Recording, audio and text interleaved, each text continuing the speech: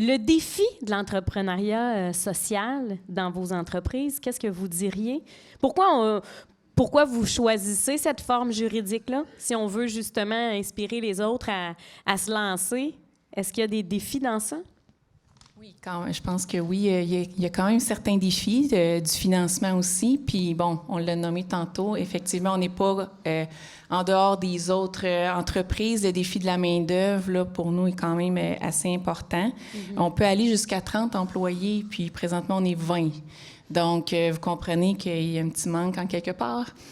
Surtout, nous, au niveau des livreurs, là, il y a comme beaucoup de concurrence là-dedans. Puis ça, c'est un défi parce que les gens ont besoin d'aller recevoir leurs meubles quand ils déménagent et tout ça. Donc, il y a des défis de main-d'œuvre, de financement aussi. Bien sûr. Il y a quand même une limite à augmenter les prix dans l'usager. Donc, il faut rester là quand même...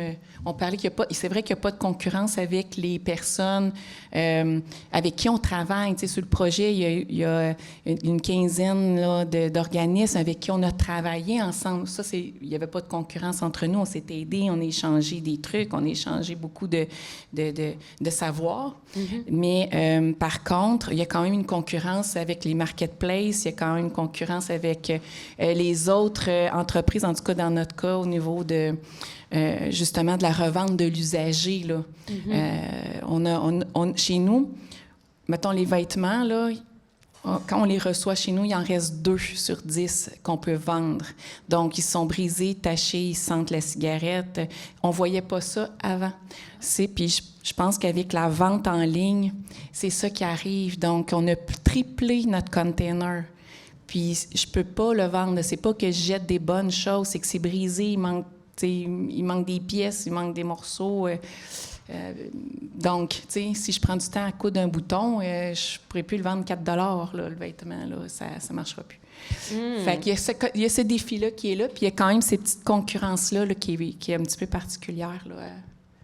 Et là, c'est là que parfois, on se creuse les méninges puis on dit, bon, OK, là, on a des containers complets de matériaux. Est-ce que ça peut devenir une ressource différente qu'on pourrait peut-être revaloriser ou tout ça? Vous êtes peut-être déjà dans ces questionnements-là, effectivement.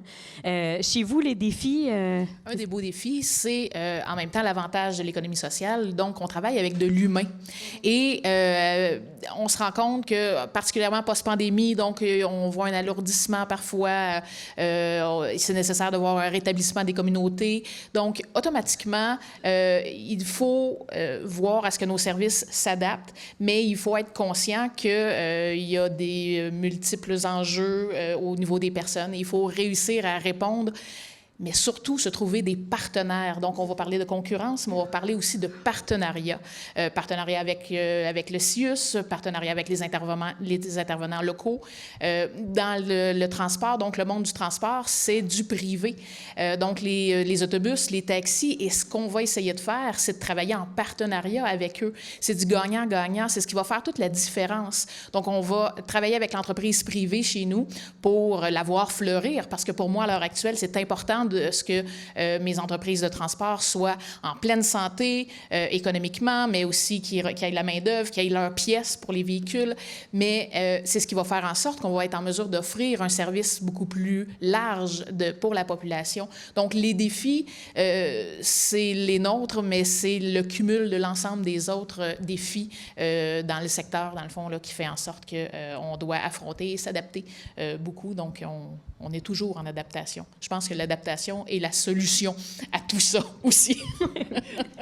L'adaptation, la flexibilité, la souplesse, le travail avec les entreprises privées alors que vous êtes comme un partenaire, ça doit parfois amener certains enjeux particuliers. Ça amène des enjeux. Toutefois, on a réussi avec les années à venir démontrer à quel point on est interconnectés ensemble. Donc, ça fait en sorte que les entreprises qui pouvaient peut-être avoir un souci de voir arriver une organisation, une entreprise d'économie sociale qui va charger 3 $ pour embarquer, que c'est une menace, mais on a su vraiment travailler avec le milieu pour faire en sorte de démontrer, au contraire, on est vraiment le cœur de leur réussite. Et dans certains cas, on a réussi à consolider des emplois chez les entreprises privées, ce qui est, nous, on n'avait pas à gérer en tant que tel. Donc, ça devient un super avantage. Donc, tout le monde est gagnant. À avoir une meilleure mobilité, ça fait une belle fin, ça. C'est vrai. Ça crée de la valeur pour tout le monde. Puis ça, ce que je retiens aussi, les relations gagnant-gagnant et gagnant pour la population auquel on répond.